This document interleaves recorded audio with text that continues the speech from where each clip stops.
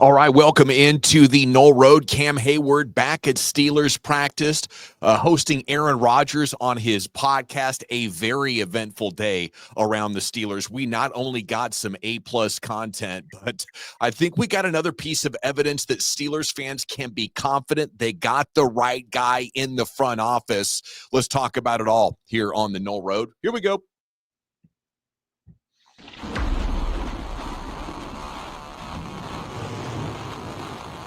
To the corner of the end zone. Oh, for a touchdown!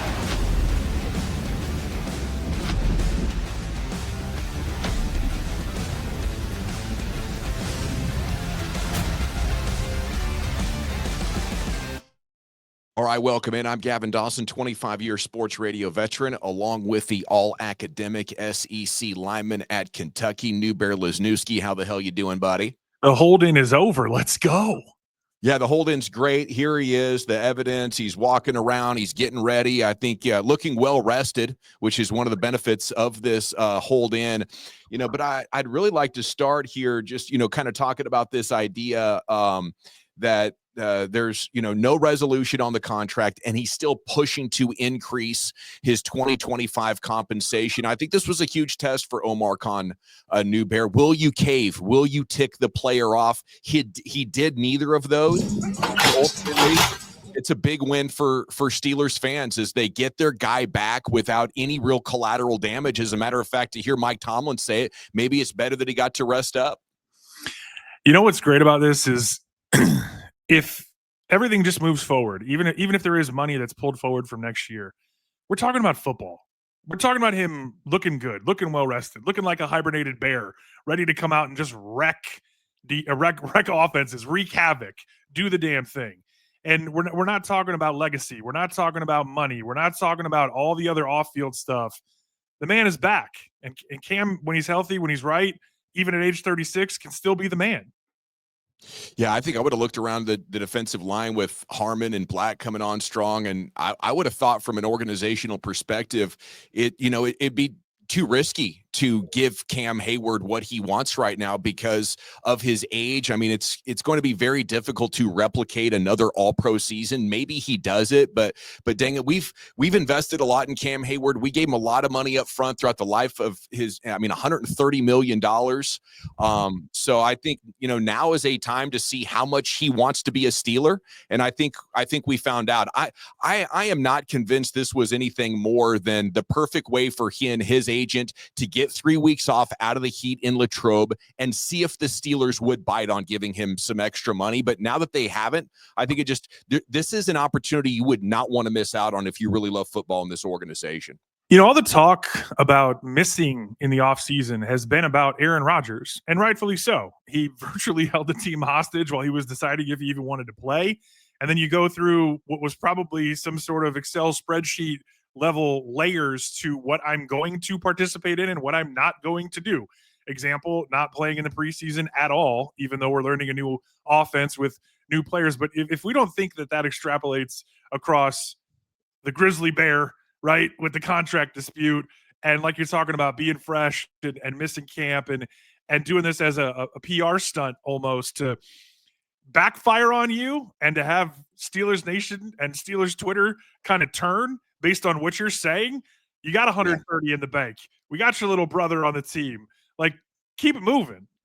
Yeah, and I love what you said about focusing on football, because I think if you entertain this one, what you're saying to the team is we'll entertain just about anything. You got a couple of years left. You don't like that you're getting older and the risk is now on your side. Well, come to us. And, not only can that cost you salary cap, but it can also cost you the focus of, a dozen other guys who might be thinking along the same lines. And once that seed sprouts and starts to grow, now you have a bunch of players thinking contract instead of, man, this is a non-starter for me. This organization never really renegotiates contracts early unless there's special exceptions.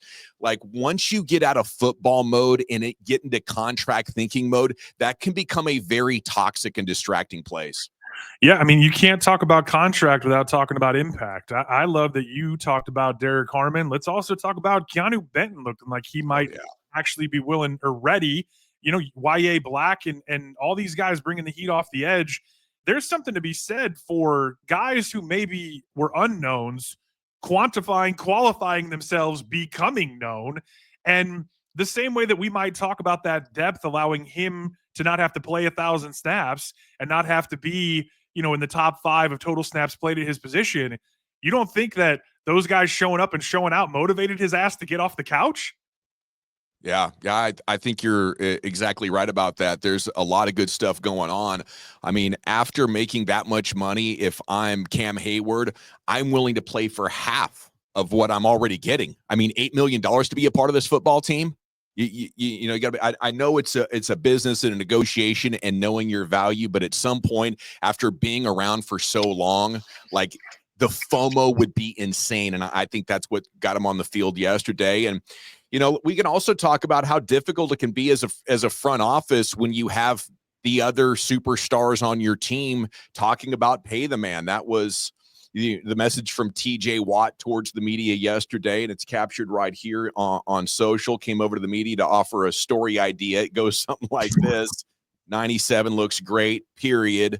Pay that man. I think the players are always going to have each other's backs, but as a fan, you actually don't want your organization to pay the players when, it's such a risky proposition as a 36-year-old defensive tackle. At that point in your career, you've graduated beyond, why don't you believe in me? Well, we don't believe in what the history says about players playing your position. So it's really week to week, game to game, as far as will you get hurt and can you possibly maintain this standard? And to ask the team to guarantee future compensation, I think, is one of the most selfish things players do. But again, I'll give Cam Heyward a pass because I love the idea that it just bought him a lot of time off, and I think that's going to come in handy in December and January. Well, it's neat too that, you're willing to take that view outside looking in. One of the things inside looking out, and what you have to recognize, is that like Green Bay and like some of the other pinnacle storied franchises that aren't in the major media markets, there is an insular nature to the way that this stuff goes here for these long tenured guys. You want to see them be one helmet guys. You want to see them play their entire career with the team. And Mark Madden or some of the other talking heads in the city might talk about, let Franco Harris could be sent marching, then anybody could be sent marching. And that's true if there's no tread on the tires. TJ's saying pay the man because Cam said pay TJ, talking about having each other's backs. At the same time, TJ Watt knows that there's a potential for them to be a much better team if the guy next to him is 97, right? You're expecting the rise and you're counting on growth and development from the others, from the younger players and breakouts and rookies stepping into the spotlight, not being too big for them.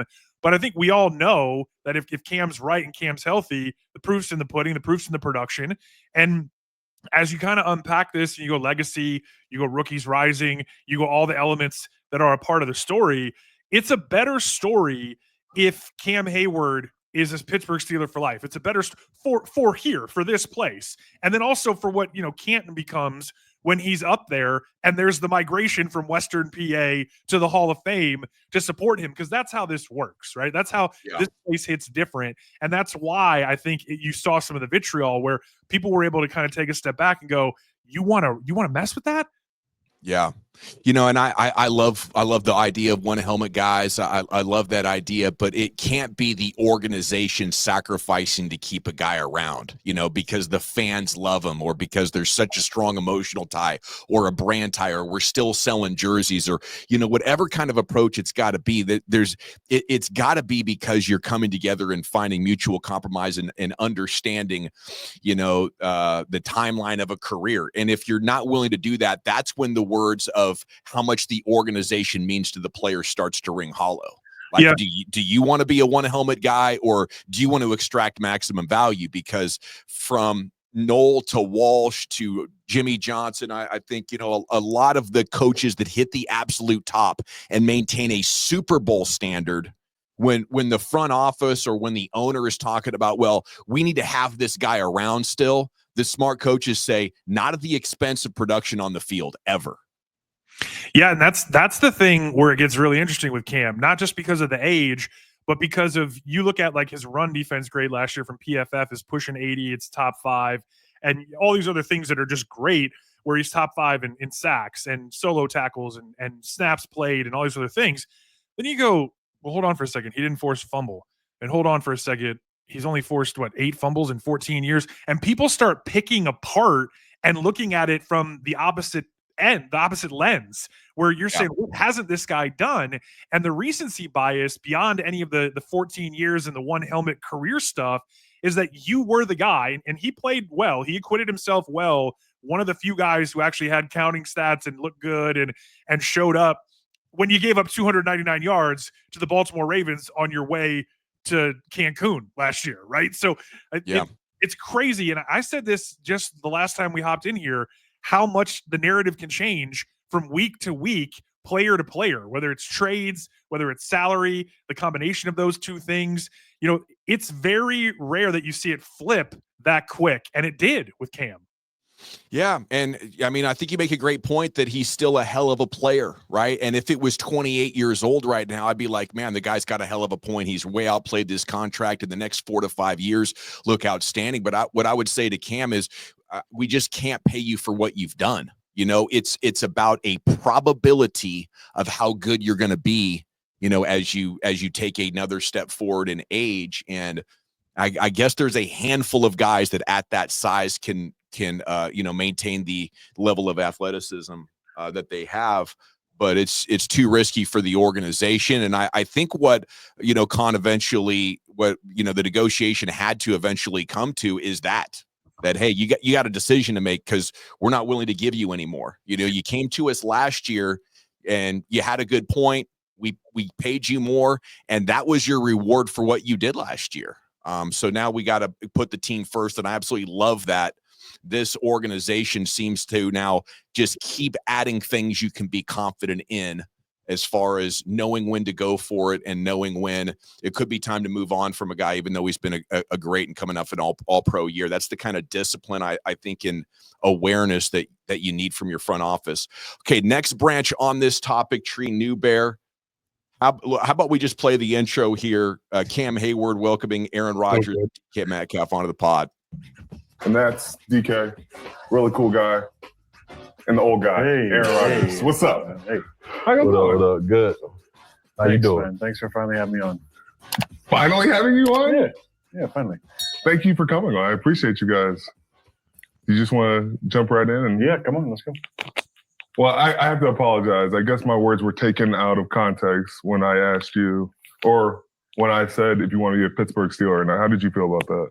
I was hurt. Yeah, I was hurt. You didn't reach out, and you just wanted to make a statement in the media. You had a preconceived notion of who I was, obviously. I did. You and know how has why? that changed over the past few months? It's been good. Yeah, okay. I'll say. Mm-hmm. You came to my cookout. You came to my golf outing. I appreciate that. I did. I love the take it out of context half apology. I would grade that apology a D+.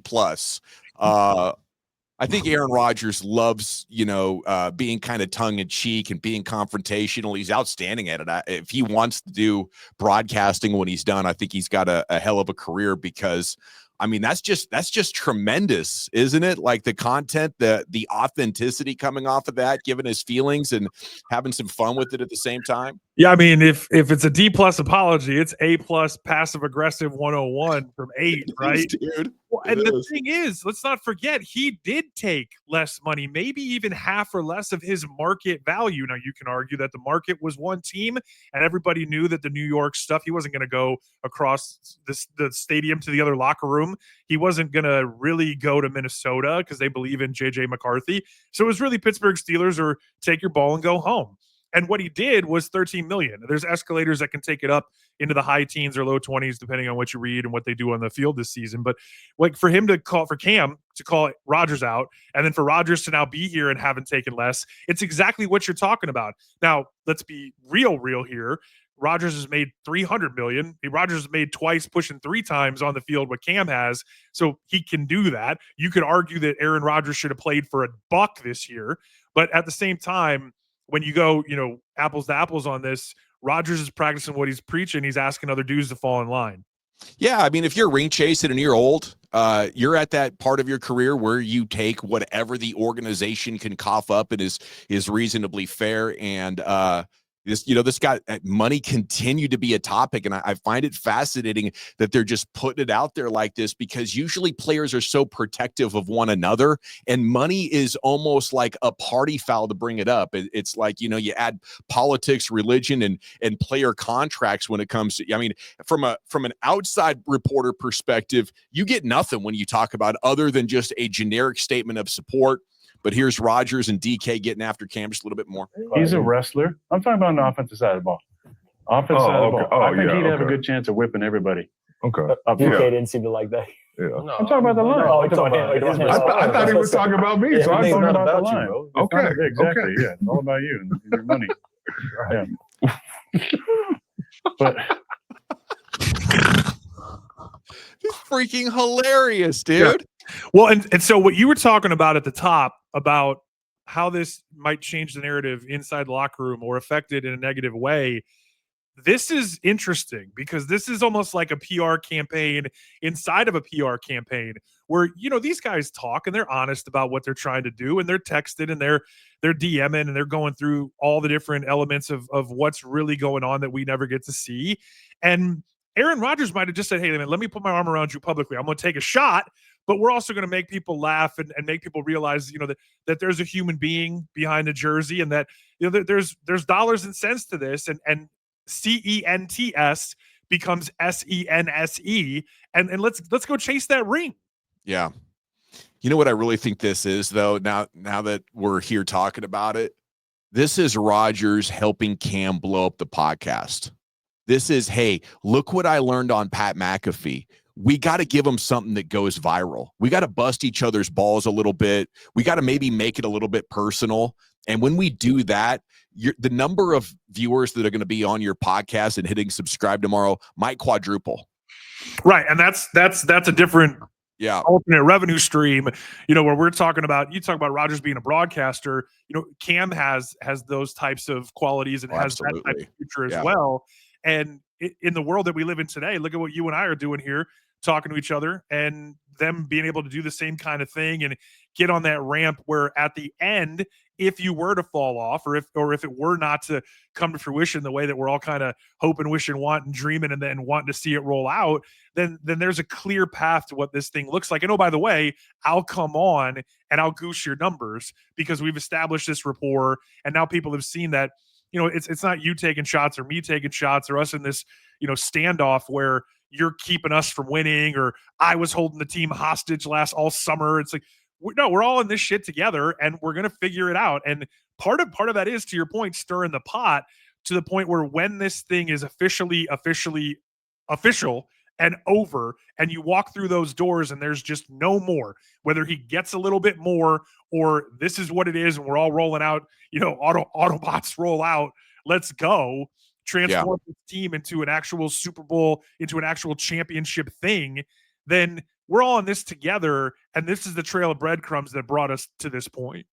Yeah, and these are opportunities. One of the best things about like being a free agent or having a contract situation is the media is going to talk about it constantly. So if you can feed that algorithm just a little bit, especially in an era of social media, you can actually profit tremendously from the little bit of controversy that you're creating. The No Road brought to you by Bet Online, $250 in bonus bets. If you use the link in the description, you're going to love Bet Online for all the different sports activity you can get down with on there. Fastest payouts guaranteed, A+ rating review. It gets no better than Bet Online here for your football season extracurricular activities. And again, link in the description. If you can sign up through us, we sure would appreciate it, Newbear. Yeah, some of the over-under stuff gets really interesting now, pending rotation, pending snap counts, right? Because if Cam's sitting there and you're going, man, how many double-digit sack seasons has? I mean, he was all-pro last year. It wasn't double digits. Hasn't been double digits for a few years, right?